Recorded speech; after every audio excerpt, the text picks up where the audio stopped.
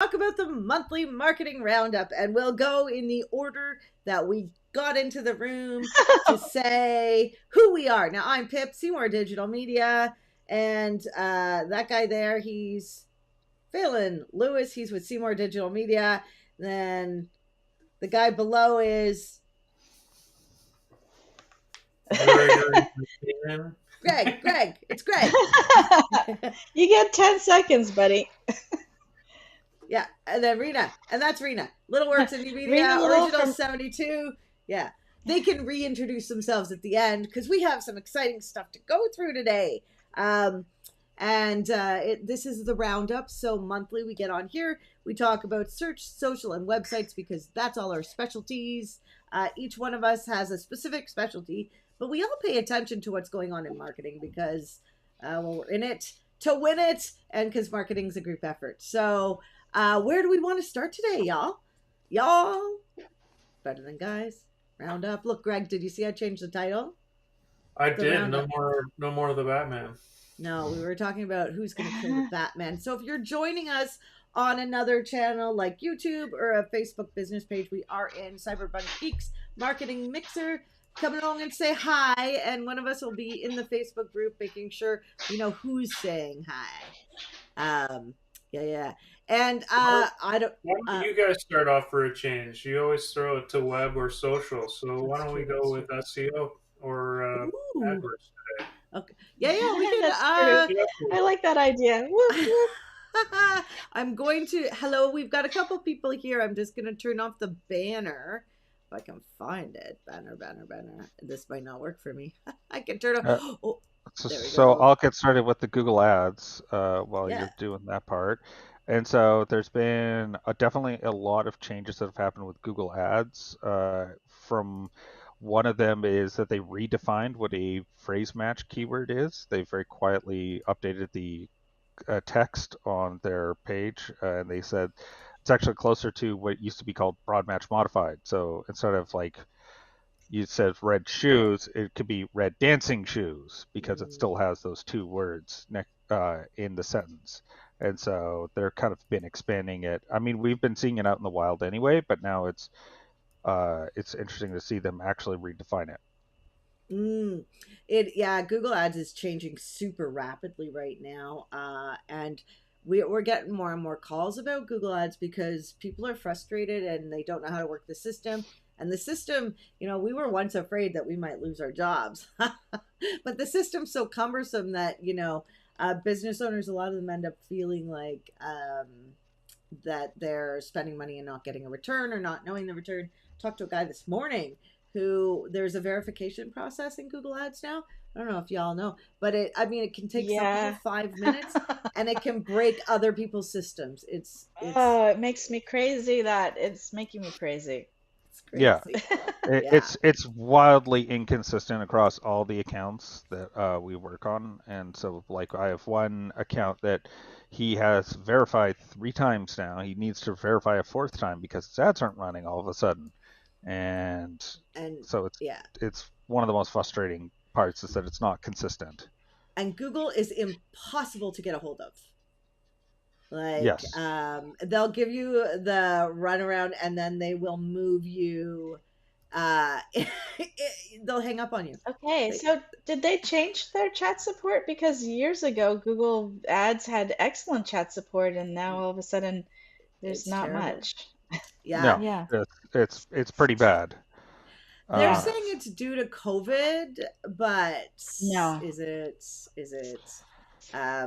So I don't know why they're doing that, but it is what it is, and there are forms you can fill out. And Phelan's got a trick. What's your trick, Phelan? Be as vague as possible when getting them to give you support. So rather than them try to like assign you to the correct department, same as well for Facebook support. If you don't answer any of their questions and you're as vague as about your problem as possible, you wind up actually getting hold of someone who can help you. Yeah, actually, I didn't even really realize that, but I always put other issue in Facebook chat support. Always, every single time, other issue. Otherwise, you get refer to all the help documents first, and it's Yeah. like you've already gone through the help documents if you're getting on with Facebook support at this point, you know? So, yeah, I don't know why they do that, but other issue, move along. That's interesting. We And you, have Gwen here and Pam and Algendra. Al Algendra. If I said that wrong, I'm sorry. I butcher names. Phelan, tell me. Alejandra. Oh, that's funny. Okay, never mind. I butchered when that. someone else does it. Yeah. But Phelan's really good with language. I am not. So that sounded really nice. Phelan, from now on, I usually get people to send me a voice memo. There's another trick with the Google Ads support, which is responding to the email ticket you get. Right? Yeah, if you ever get Yes. an automated email from them, what you do is you respond, like wait a day and then respond to the email and say, hey, I'm looking for an update. And the way that these ticketing systems work is if you respond to it, it gets popped into the queue and then it's back into the open system, and then I actually get a response from people, especially with Google Business Profile. That's the people who I've gotten the most success with, is actually emailing them. Right, I get Same to call. thing for Facebook support, because they actually, no matter what is happening with your ticket, even if they haven't resolved the issue, Facebook will close the ticket after 2 days, and then it'll give you a nice little survey on how did they do, and you're confused because nothing has been solved. But if you just keep it going, usually they'll tell you, oh yeah, we're still doing an internal investigation, we'll get back to you, and all that stuff. But I just keep the tickets going. Every 2 days I email them back, because otherwise you get lost. If you don't do that, then 6 months later you'll get the same ticket number. You won't remember what the ticket number was, what the support problem is, if you've got multiple support issues. And then they'll close it out, and it doesn't get fixed. That's interesting. We should do a talk on the secrets of how to get through to our overlords. Good support. Yes. How to get good support, aka get to the overlords. Oh my goodness. Yes. We till the land of Google. I do love that. Okay. So there's some tricks. So for other SEO news, there's been 2 algorithm updates, right?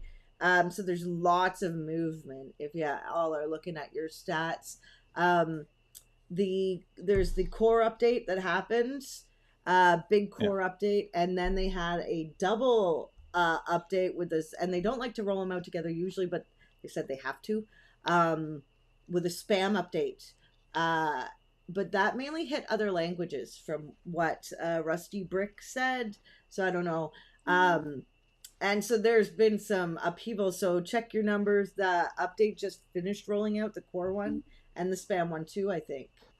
So, and then with Google Business Profile, I don't know if y'all check your stuff monthly, but monthly, I would go in there because there's all these new options. There's language. You can pick your language options now if you serve people. I mean, different accounts get different things, right? And we're starting to see the services show up in the map section. You can read services. Google did remove 2 of my reviews now. Could they have just been deleted from past people? Maybe, but I believe they deleted them. So, of course, that's when you hustle to get more, isn't it? So, yeah, you guys don't care about reviews, do you? For some reason, I get a lot of my self-identity through totally those. Care about reviews. They're one of the most frustrating things to organize. Yes, it's true. It's true. We should do a topic on that too, how to generate more reviews for your business, right? Because that does have a big factor. I think that's why we get some phone calls from search now, right? Which I am very excited about. But as with any type of advertising, unless it's word of mouth or referral, like, you know, the likelihood that you're going to close is much smaller, right? I believe. Yeah. What do y'all think? It definitely, reviews will help you get over the hurdle of them not knowing you, especially because Google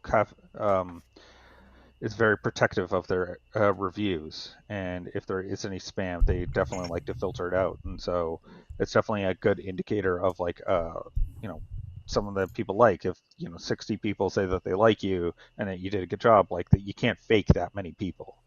Yeah, it's true. No. Yeah. I mean, if you purchase reviews, it's pretty obvious when somebody's purchased reviews because the Yeah. Isn't it? reviews don't actually. Pardon? Yeah, I Is it? think Yeah. so. Yeah, Yeah, I think there's so because if you look at it, you get these weird reviews where it's like good job or like you get like these really short statements that aren't really specific to the company Mm, or the services. interesting. Because yeah, we have some people that just gave 5 stars and stuff because we'll take it, but I don't like those review bots at all. And you No. can see on the inside, Google can see where the reviews are from. So if it's because Google Business Profile is technically for local businesses, the reviews on there are going to be more around your locale, right? Or the people you're targeting. For the most part, reviews are maybe they'll get even more important next year. We will see, right? I can't believe we're coming to year end. And so this might be one of our last roundups. Ooh, the roundup. What else is going on? Do we have any Google news, search news? We got, oh, Yeah. I heard something cool before I toss the ball to you, Rena and Greg, for a few minutes. Twitter is no indexing Bing. So, Oh, yeah, on purpose, interesting. right? Interesting. That's not the direction that I would have thought it would have gone in. No, me neither. So I don't know if those two are friends, the Microsoft dude and I don't know if that matters, but so I guess it's a thing somebody found it in the robot.txt file. So that's pretty interesting. And yeah, I think that's all I have. I could talk about Google Ad strategies, but I won't right now. We'll save that. Rena, what's going on in Okay. your So favorite things? I went in a slightly different way with my research. So I'm looking at different sources. So I have slightly different kinds of news. But of course, Nice. everybody's probably heard by now about the big court case where Facebook is getting in trouble again for creating addictive platform for Oh, I heard about kids that for and then teenagers. Yeah. actively targeting kids. Yeah.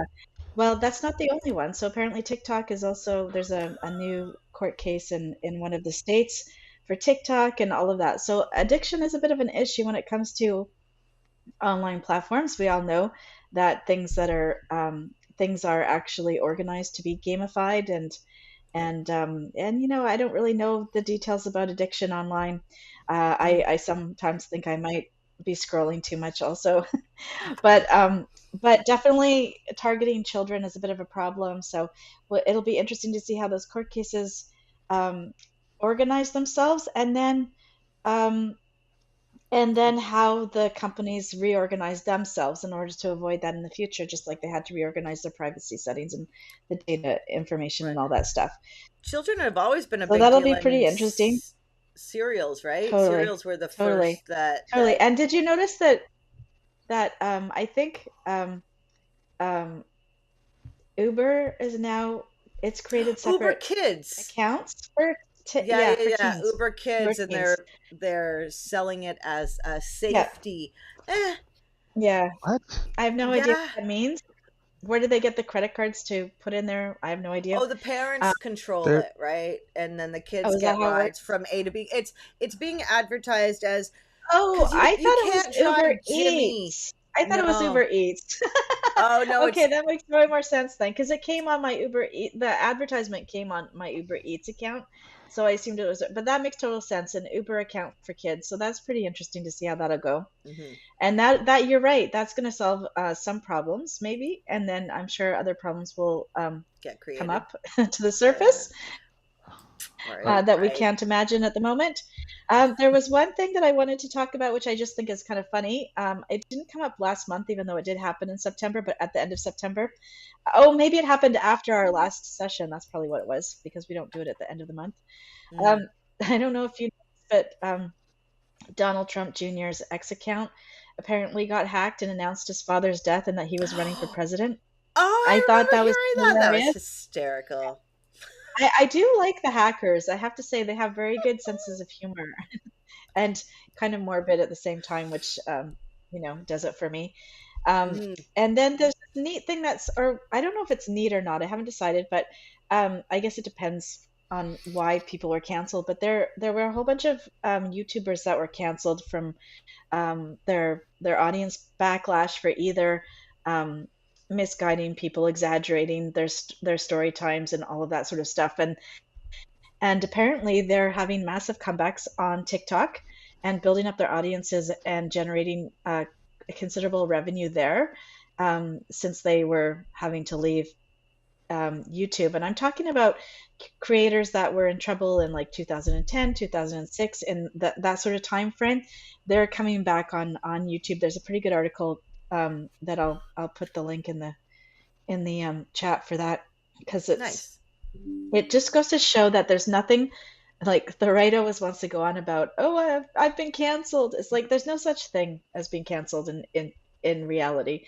There are other ways and other formats to come back at, and even like in significant ways, not just in small ways. And then the last thing that I got here, is it last thing? No, it's not the last thing. The last thing is Twitter, X Twitter, whatever you want to call it. They are testing charging. They're testing get this, sit down for this one because you're gonna just go ballistic. They are testing charging new users $1 to retweet a tweet. Yeah, but so we'll see. Yes. Well, it's just that it's because I know the details about this one. It's the weird part is that they're testing it in both New Zealand, Australia, and the Philippines, and it's equivalent of $1 per year to be able to use the posting function. Oh, a year. Okay, well that's not what it. Okay. Right. Yeah, it's so weirdly worded the way they put it, and it's also like $1 in the Philippines is like a significant amount of money. Yeah. So it's I don't really get who it's for or what it's doing. I mean, it doesn't. We'll see what that. Well, he's just lost so much money. So and then the last part about and then the other thing that I think is really weird, another thing that's weird, and how these spaces become really heavily politicized is X, formerly Twitter, ranks last in climate misinformation. The scorecard has come out. So, So it's giving the most misinformation? Yes. Just a second. Because I, as I read it out loud, it sounded different than when I said it in my head. So, yes, it scores the lowest. It makes the most misinformation and disinformation on climate change in particular. So that's a little sad. I mean, I do sit in some really nice little pockets on Twitter, so I haven't actually left completely. But it is a bit of a nightmare. I've been there for the whole devolve. Greg, you were on Twitter too, right? A lot of our stuff. Yep. And are you still there? And how are you finding it? Yeah. I'm still there. I really only go to Twitter for personal groups. Yeah. That I have my own lists of like a segment of people that I follow, and I really only go for that one topic where I follow these people and check it. I'm not scrolling endlessly on Twitter to see just who's posting crap. Yeah. Well, you can't. It's really kind of hard to actually do that because you only see your followers' stuff, and then whatever. Sometimes you'll catch retweets of what they're doing, and so it's not like you can go to like a main homepage like you can on. Well, I guess even TikTok's sort of main page is still a algorithm. Yeah, so you still get an algorithm no matter what. You have to actually look for the garbage. I like following you could switch. I thought you could switch. I mean, this could definitely be part of the problem of people being so one-sided on certain topics. Is that everything you follow on these platforms is all of the stuff that is one way, or if you're the opposite way, you're following all those people. So you're really it's I was going to use a word, but I don't know how to say it. It, I have that it's problem. you're basically getting all of what you want and not It none becomes of. a they call that the echo chamber, but it really depends on how you set your and this is where I go with the you have to set up your accounts to account for things like that in my mind. So I've actually follow news article like newspapers that sort of cater to the left and cater to the right so that I'm getting a good mix. And within that, you're going to see all the comments on the bottom of the news.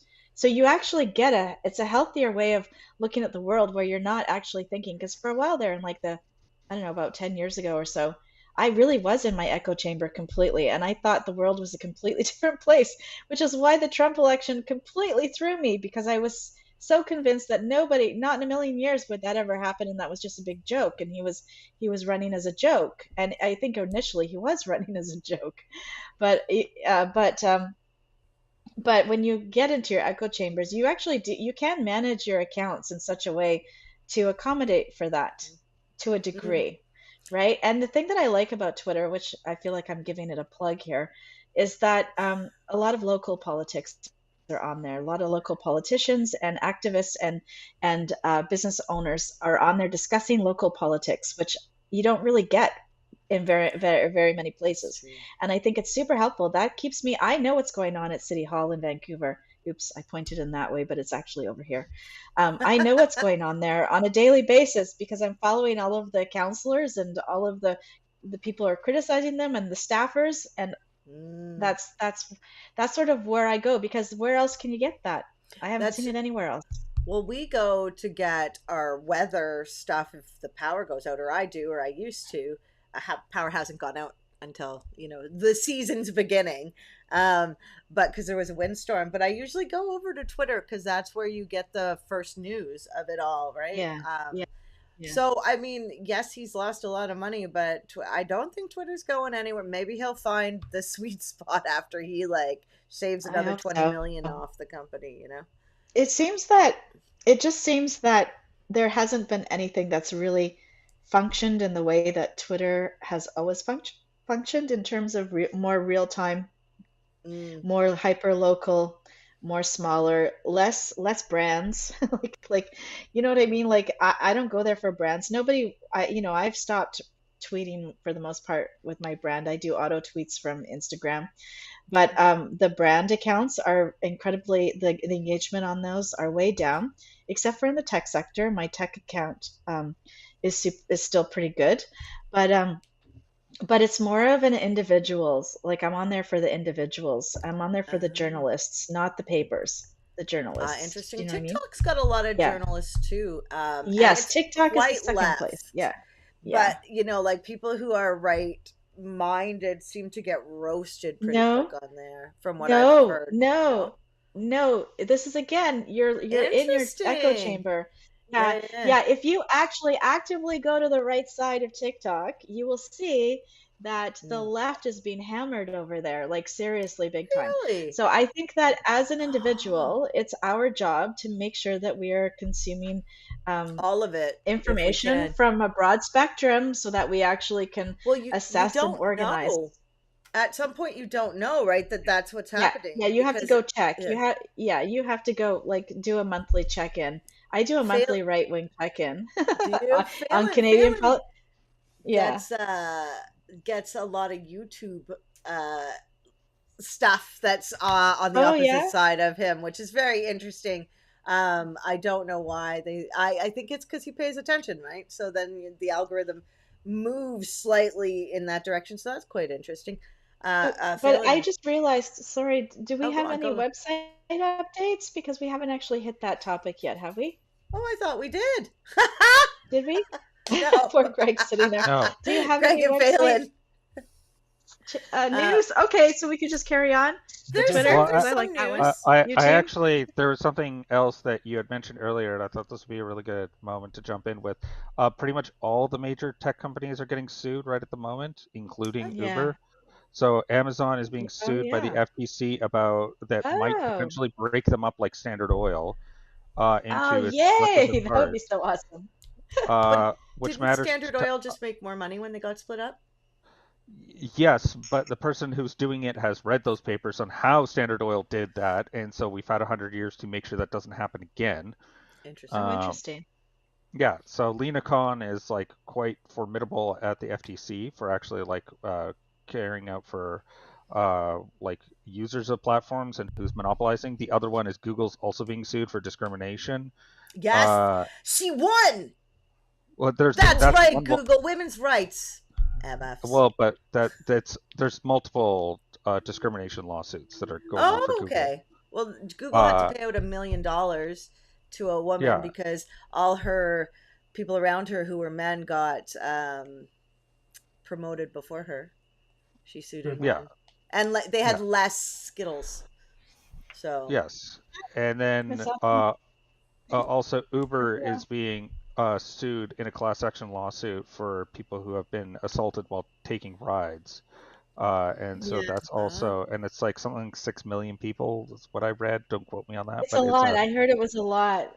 yeah, 6 million people out of how many rides? Like, And are what we are the real comparing stats? this to cab drivers? Because they uh, assault people too.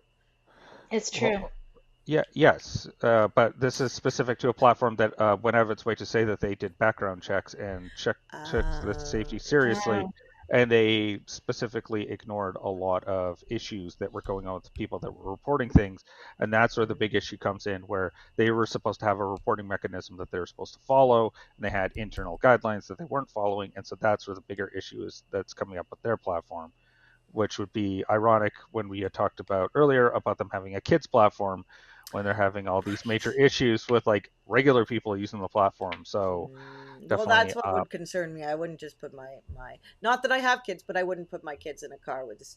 I would be wanting to be very specific on that, right? yes. But all I just wanted to bring that up because there's been a lot of movement with the big companies, especially the big FANG, right? The big tech Five, companies, yeah, the Facebook, Apple, Amazon, Netflix, and Google. And so those are all having their own particular issues. interesting. right. Because I Fang, right? All those. I That's never want Netflix in there, but I guess it is. It's funny for because tech. years ago, That's yeah, it's for tech. It is important, but for it's interesting to watch the TV play that people are doing as well. Because when Amazon started to try to get into the TV realm, it was a very small percentage of their business, and every year it's turned into a bigger percentage of their business, which is quite interesting to pay attention to because there is money. I saw in the Survivor I watched an in show ad that came in from the left hand side, took up a quarter of the screen, and was for some sort of juice. Now, if you ask me, that was shit. But I mean, I can't stop it, and I'm watching it for free. So, um, but and it's those just are the interesting where ads are getting put in, right? And so, because TV advertising is very coveted still, right? Out of it all, it is yeah the holiday season too. We need to bring up, but before we go, because Greg, we have 2 minutes. Anything web? Was there? There was some WooCommerce something, wasn't there? Yeah, there was the recent WooCommerce update. They have something that they're calling high performance storage, order storage, that they've implemented, which basically they're doing a different way of storing WooCommerce data in the database, which is meant to speed up your system, the recall of orders, your checkout, and order lookups and things like that. As of this month, on the 10th, if you create a new store with WooCommerce, it is enabled by default. If you have an existing store from before that, when you upgrade, it's not going to be installed by default. So it won't affect anybody who's currently got a store. But if you want to change, you can now in the settings, there will be somewhere where you can turn it on and try it. You'll definitely want to do this type of a thing in a staging environment, because it's a substantial change to the way your stuff is stored in the database. So caution on upgrading if you have an existing store, but moving forward, it will be using this new method of storing its data in the database. Ooh, that's interesting. And that is all the time we have. But before we go, and thank you so much for staying with us and whoever's joined us. I saw Gwen and Pam and Alex. We appreciate you so much. Next week is going to be an epic, epic topic. We are talking about how AI is changing the website process with Greg and Phelan. I am going to be there listening to that because that's pretty exciting with the AI stuff. So join us next week, same time, 11 a.m. Cyberpunk Geeks Marketing Mixer, and we'll see you guys next week. Okay. Bye, everyone. Bye. Bye.